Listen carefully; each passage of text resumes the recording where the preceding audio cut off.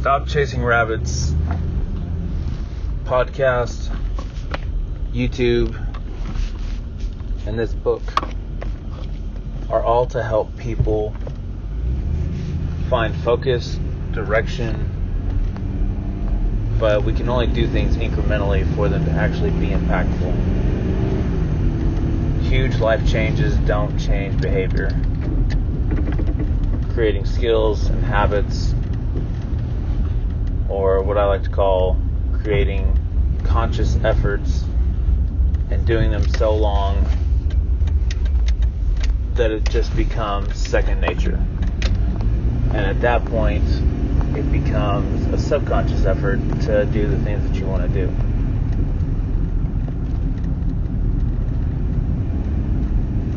I have spent so much of my life wasting my time, energy, and money.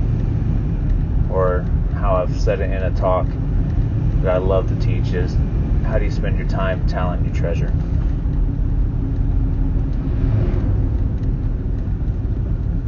There are so many opportunities to go do things, to find things that you want to do. If you're like me and so many others, you have a shiny object syndrome to where there's like, oh, let's go do that, let's do this. I've been in construction, I have been in insurance, I have done odd jobs here and there, I've done full house remodels, I've done wholesaling, which is a type of real estate. I've flipped homes for people. I have chased money. I have chased so many things that were a waste of time, energy, and money that were not productive. Even having mentors that can help keep me in a direction to move forward, I have still had a tremendous amount of time where I chased rabbits. My parents were a blessing because they were cheerleaders, and I am so eternally grateful for that. And I have other people in my life that are cheerleaders for me as well as myself for them. And it brings such joy to my heart to be a cheerleader, because I know how much it meant to me, even in where I am today, that I know I wouldn't be the man that I am without it. So if I can give just a little bit of that encouragement and just say, go and do it, just try it, I'm going to do it. But with a new perspective of, is this really worth your time, energy, money?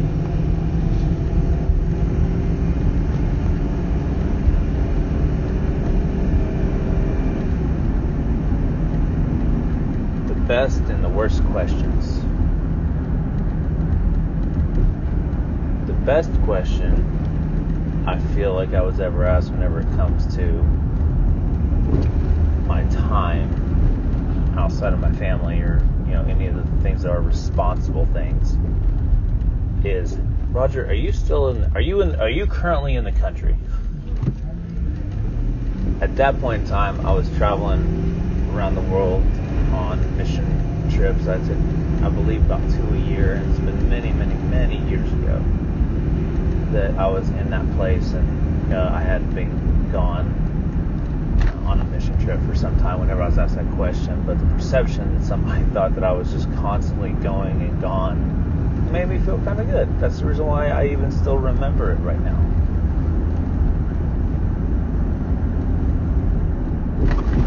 The worst question I was ever asked, that I didn't know was the worst question, is, Roger, what are you doing now? What am I doing now? That's an interesting question. And I used to say, man, I'm doing this, or I'm doing that, or I'm in insurance, or I'm in the cannabis industry now, or I'm flipping houses, or I'm doing this, or I'm doing that, I'm taking on this new hobby, this new project, so on and so forth. And I was really excited about that, because I was, in my head, man, I'm an entrepreneur. Nothing's going to hold me down. Nothing's going to hold me back. I'm going to take every single opportunity to be better and to have multiple companies that are successful, and so on and so forth, because the people I look up to are those entrepreneurs that have had multiple businesses and have become extremely successful.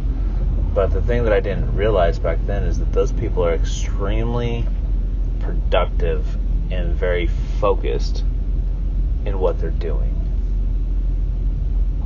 I mean, tons of energy, tons of time, focusing on what they do best and not focusing on their weaknesses.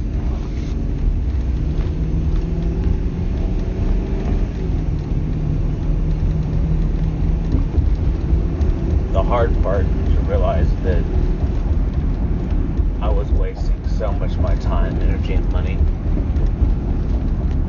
because I have lost tens of thousands, probably hundreds of thousands of dollars over my life, even one as recent as 2019 and 2020, whenever I'm writing this book.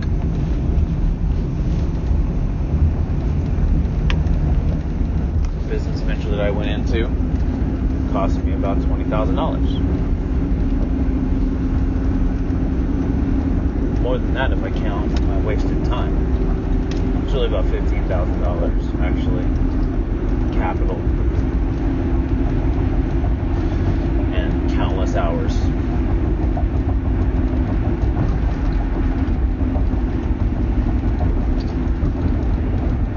I started seeking out different directions, avenues, trying to figure out what I did best.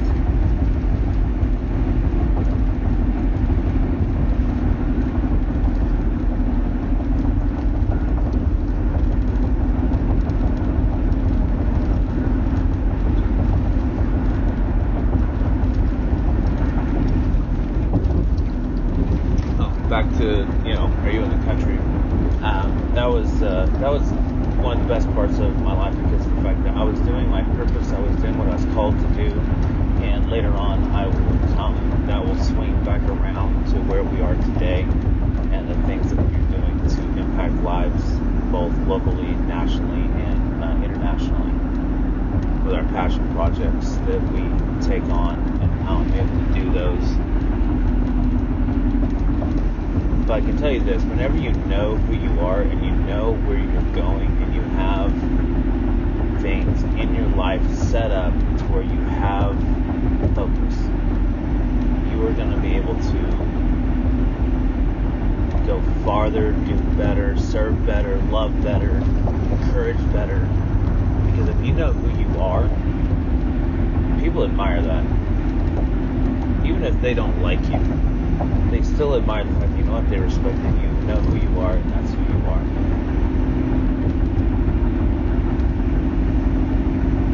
But back to the second question of, what are you doing now? I used to like that question, as I said, because, man, I'm an entrepreneur, I'm doing this, that, I'm finding my way, I'm blazing the trail, I'm going to go kill it and take it home, and all those things. I hate it now. I hate that question, because that tells people that I have no direction, that I have no focus, that I don't know what I'm doing, I don't specialize in anything, I'm not reliable. So there's a lot of negatives to me that go along with that question now, and the fact that I'm not known for anything. I am getting to that point of being an encourager. I'm not a coach of any sort, but I do speak at different events, and I spend quite a bit of time one-on-one with some people that I don't charge for spending time with them as a coach, as a mentor, rather than a coach, because I care about people. They're willing to put the work in, I'm willing to put the time in, because people have done that to me, and I believe in paying it forward 100%.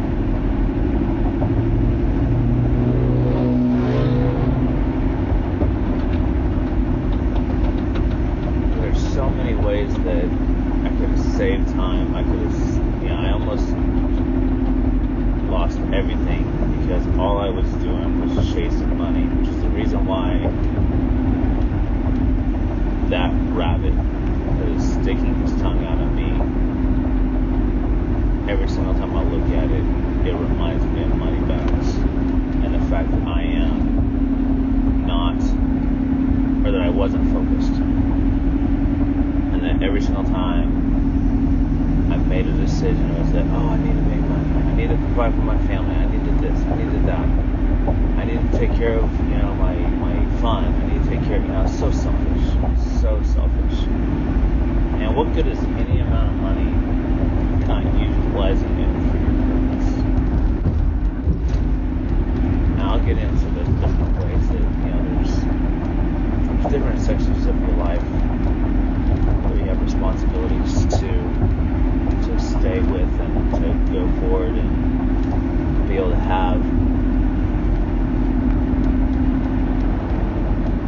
balance.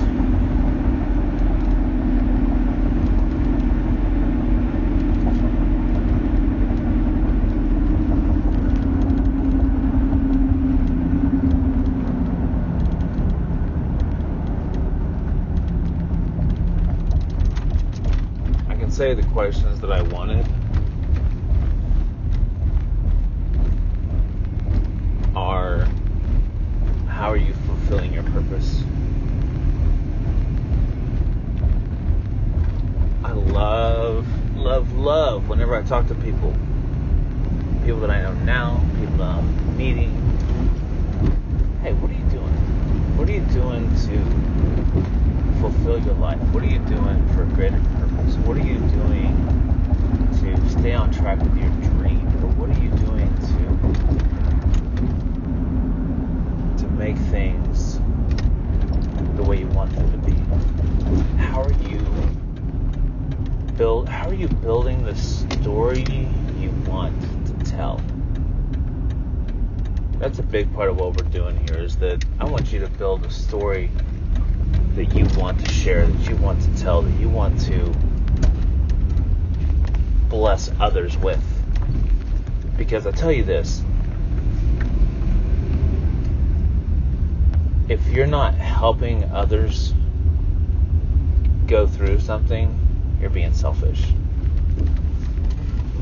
I remember a pastor one time talked about this guy that he knew that went through this horrific divorce, but he turned it into a blessing because he says to all of his guys, why are you doing this? I mean, how and why did I go through this?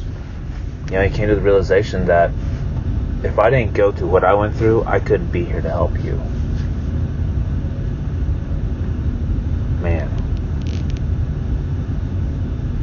think about all that.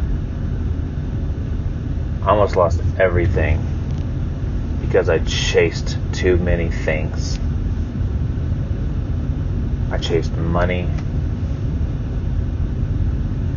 I chased unhealthy relationships.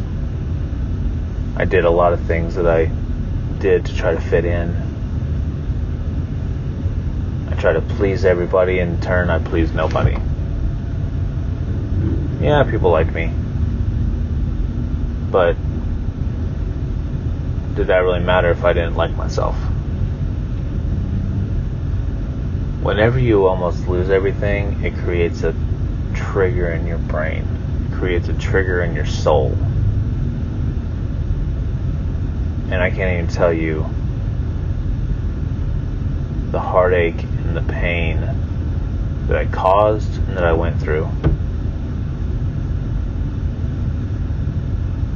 And I'm somebody that has mentors. I have people that I can trust and rely on, that I can go to for leadership.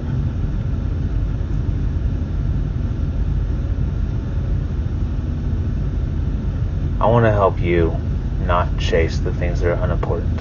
I want you to find your heart, your passion, your cause, your reason for being in this world. Because you'll be that much better, that much stronger, that much more of a blessing to others. And most importantly, to yourself.